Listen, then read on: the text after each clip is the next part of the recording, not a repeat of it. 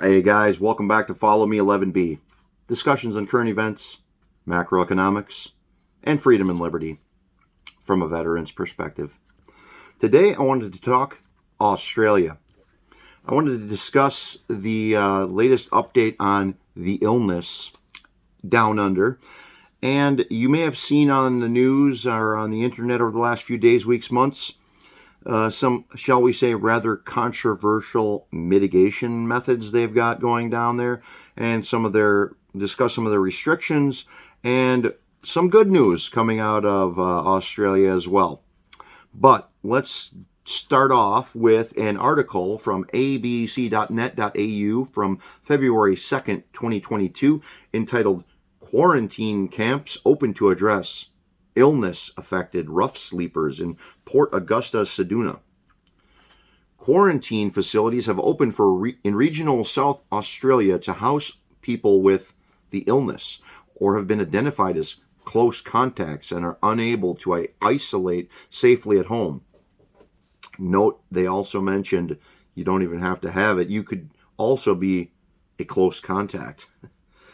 The temporary facilities provide culturally appropriate shelter, language services, healthcare, and food.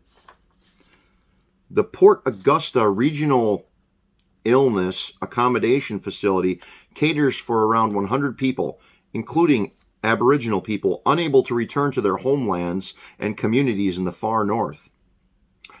Over on the west coast, the Illness Accommodation Support Center has opened up to provide the same services in Seduna on Wirangu country at Emu Farm. The Port Augusta hub will be instrumental in looking after these guys if they test positive, said Glenn Wingfield, heritage manager for the Kathka Aboriginal Corporation. Here, I've got a picture or two of the aforementioned facility as well. Note the barbed wire. Here's one more. In the classy looking accommodations. Mr. Wingfield, he said the temporary center was a safe and humane place where they could sleep and get treated for the illness symptoms. Here's Mr. Wingfield, a quote. "These rooms have got air conditioning and they've got showers and toilet blocks and all that kind of stuff." Well, Mr. Wingfield, that air conditioning and toilet blocks? Sign me up. In a letter from SA, which I believe is South Australia, Health to the City's residents, Deputy Chief Public Health Officer Dr. Emily Kirkpatrick said the facility will be staffed with health and security personnel, and all of those in their care had access to 24/7 support. In a statement, SA Health said both facilities provided all essentials for people, including food, shelter, translation services, and health and cultural support at no cost. So they're not even going to charge you to keep you behind barbed wire. That is a plus. The department also said that people would be able to access transport to Adelaide if they preferred quarantine there. Well, that's a bonus too. If you prefer to quarantine in Adelaide, you can be closer to family. They can come to, well, they can't really come to visit you because, well, you know, but you would be closer to family technically, maybe. That they also mentioned, I didn't see it in the specific article, but researching it, they're also using these camps for Australian international travelers that are returning back to the country, and apparently they're required to quarantine for X amount of days. I think it was 2 weeks here also, but I read a news article that said they're also housing residents from Catherine, which I guess is a nearby town or city, and surrounding areas where an outbreak erupted last month. And the article was from, I believe that was from November. No, maybe it was more recent. But anyway, if you think I'm being hyperbolic about these camps too, And you don't believe it because they have been some debunkers online that I saw that was trying to debunk the notion that this is like a camp, a camp to house a certain type of people. Well, check it out for yourself. Here's what you need to do. Go to YouTube, go to the search bar, and put in the words 3 people escape quarantine facility. It's from November 30th, and it's a news report from an Australian news agency. It's like, ABC or CBS 5 o'clock news, local. I think it's even local news from Australia. November 30th, 3 people escape quarantine facility. It'll tell you a story about 3 people that jumped the fence prior to 5 a.m. one morning at the voluntary camp, and the roadblocks and the checkpoints that police set up in their manhunt to find them. You can also get, I think right now too, it's and obviously they got arrested, and I'm sure there was some fines and so forth that went with it. But if you break, in researching this, if you break the quarantine that you're supposed to do after international travel, I believe the fine now is $5,000, which is if you're doing it at home, if you're given that privilege. According to australia.gov.au, I'll check this out. Most of the federal requirements have been relaxed or lifted. However, they're now up to the states or provinces, whatever they call them in Australia. And here's a few of the highlights, or the silliest ones I saw. But New South Wales, the following restrictions have been eased.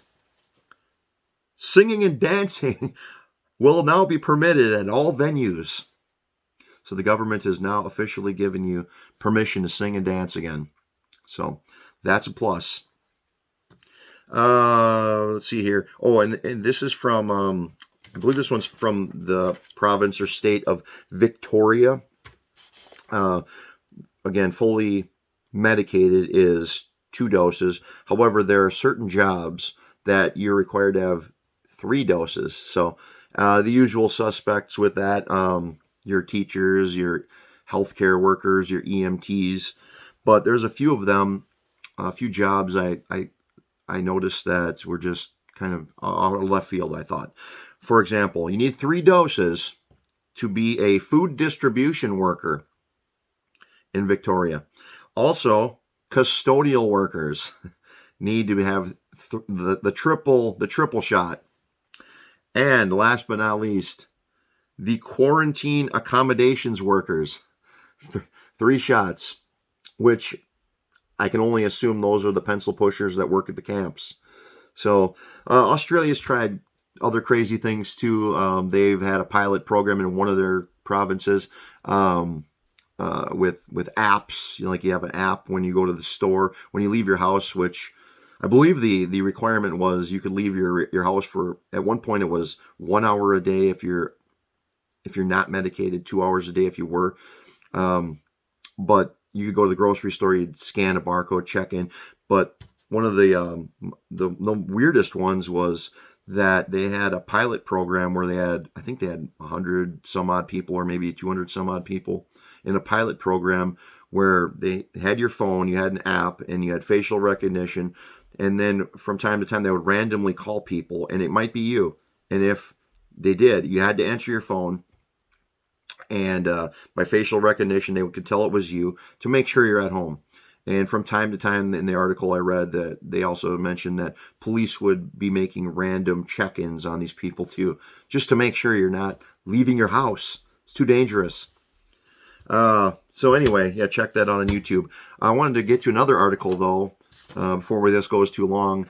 Entitled, it's from Reuters Daily Briefing from the 12th of February, entitled New Zealand, Australia medication requirement protests gain in numbers. Days-long rallies against illness medication requirements picked up in numbers in New Zealand and Australia on Saturday, with protesters blocking roads and disrupting life in the country's capitals. About 10,000 protesters gathered in Canberra's major showgrounds, forcing the cancellation of a popular charity book fair, bringing traffic to a standstill and blocking roads in the Australian capital. In New Zealand's Wellington, hundreds of demonstrators gathered near the distinctive Beehive Parliament for a 5th day despite drenching rain. Inspired by truckers' demonstrations in Canada, the protesters have occupied and blocked several streets around Parliament with their trucks, vans, and motorcycles. A country of 5 million people, New Zealand has reported just under 19,000 confirmed cases and 53 deaths since the pandemic began. About 94% of eligible people are medicated, with shots mandatory for some staff and frontline jobs. Thought that was interesting because a country of 5 million people and 53 deaths since this all started. They virtually shut down the entire country for 53 deaths. Does that sound like a good idea? Does that sound like time well spent? Obviously, you don't want anybody to die, but you can't tame the dragon like that. You might. In Australia, which is opening its borders to tourists later this month, 94% of those aged 16 and over are double medicated, but the country is still battling a wave of highly transmissible Omicron variant. Again, 94% double medicated, still battling the Omicron. Why? Well, again, I think that it's just going to do what it's going to do. It's like taming the dragon. You can't really do it. You might be able to put a bit in its mouth, kind of steer it in one direction or the other temporarily, but as far as controlling it, not possible, in my opinion. Finally, CTV News, Australian Prime Minister diagnosed with the illness, March 1st, 2022. Canberra, Australia. Australian Prime Minister Scott Morrison said he tested positive for the illness on Tuesday, but will continue his official duties while isolating. Quote, "I am experiencing flu-like symptoms and will be recovering over the next week," Morrison said in a statement. He will be required to isolate for a week. Morrison was among the first Australians to be medicated against the illness in February last year and has since received 2 additional doses. So the guy's got 3 shots and he still got sick. So again, you can't tame the dragon. You might be able to temporarily guide it where you want it to go, but I'm thinking that this is a giant waste of time and resources for what most of these politicians and these central planners are trying to do. Furthermore, there was a lot of similarly goofy restrictions in Europe. Most of these worldwide actually are starting to be relaxed, but Australia is kind of holding the line with stupid, in my opinion. However, one piece of good news for Australia, I believe it was April 17th, they're reopening the country to international cruises. So even though the cruisers have to get double poked before they can step foot in the country, and you can see how effective that has all been by Scott Morrison, for example. That should be a great thing for the Australian economy, for the cruise line industry in general. But, the point of this whole video is that if this can happen here, if they can do all kinds of goofy things in Europe, and one of my favorites in Europe right now, probably the number one goofy place in Europe right now and through the whole pandemic, was Austria, who went way overboard. Right now, they've still got a requirement, a curfew for restaurants. Midnight. Got to close your restaurants at midnight. I believe bars and clubs are open, but you got to close your restaurants. Can't eat anymore after midnight.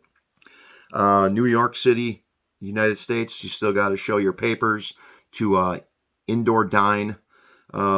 Just goofiness all over the place. Probably, more than likely, according to all reports, just as contagious, maybe more contagious, not any more dangerous, maybe less dangerous, is the latest variant, which I believe is called BA2. So, anyway, that's a few thoughts I've had on the latest news. Oh, one last thing. Did you notice how no one's talking about this anymore? A month ago, this is all you'd hear, top to bottom, on we'd hear about inflation and we'd hear about the illness. That's all we'd hear about. And now it's all Ukraine, Ukraine, Ukraine, Russia, Russia, Russia. So if it was super serious then, you'd think it would still be super serious now. But I guess we've moved on to a new crisis. So I would love to hear your opinion, though. Let me know what you think in the comments. Please subscribe to this channel. Visit us, follow us on Facebook, like our Facebook page. Also visit us at Twitter and Facebook. Follow me 11B, and at Instagram at The Real Follow Me 11B. And we will see you all on the next video.